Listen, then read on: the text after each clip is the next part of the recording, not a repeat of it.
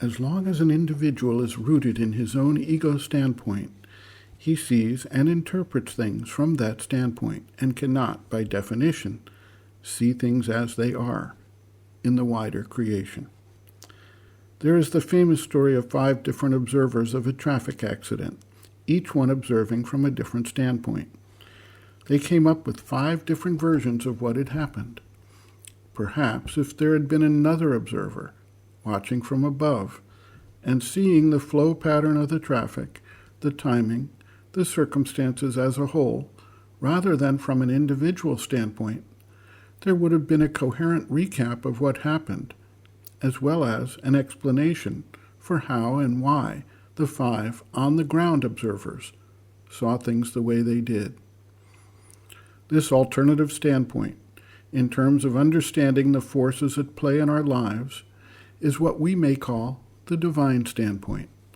From this standpoint, one can see the comprehensive action, the forces at work and interacting with one another, as well as understand, appreciate, and incorporate the nexus of the individual and his standpoint.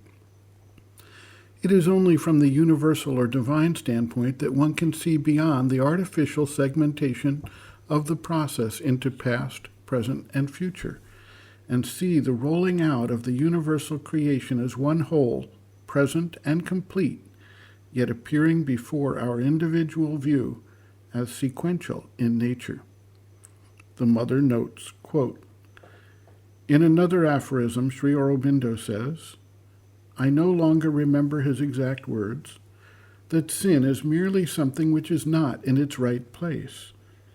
In the perpetual becoming, nothing ever repeats itself, and there are things that disappear, so to speak, into the past.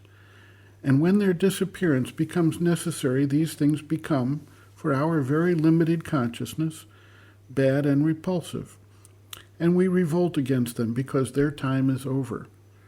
But if we had the overall view, if we could contain within ourselves the past, the present, and the future all at once, as it is somewhere above, we would see the relativity of these things, and that it is above all the progressive force of evolution that gives us the will to reject, and that wherever they are in their right place, they are quite acceptable.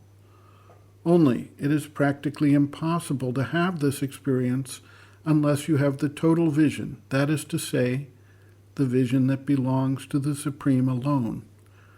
Therefore, you must first of all identify yourself with the Supreme. Then afterwards, with this identification, you can return to a sufficiently exteriorized consciousness and see things as they are. But that is the principle. And to the extent that you are capable of realizing it, you reach a state of consciousness where you can look at everything with a smile of total certitude that everything is as it should be. End quote. Reference, Sri Aurobindo and the Mother, Looking from Within, Chapter 2, Looking at Oneself and Others, page 51.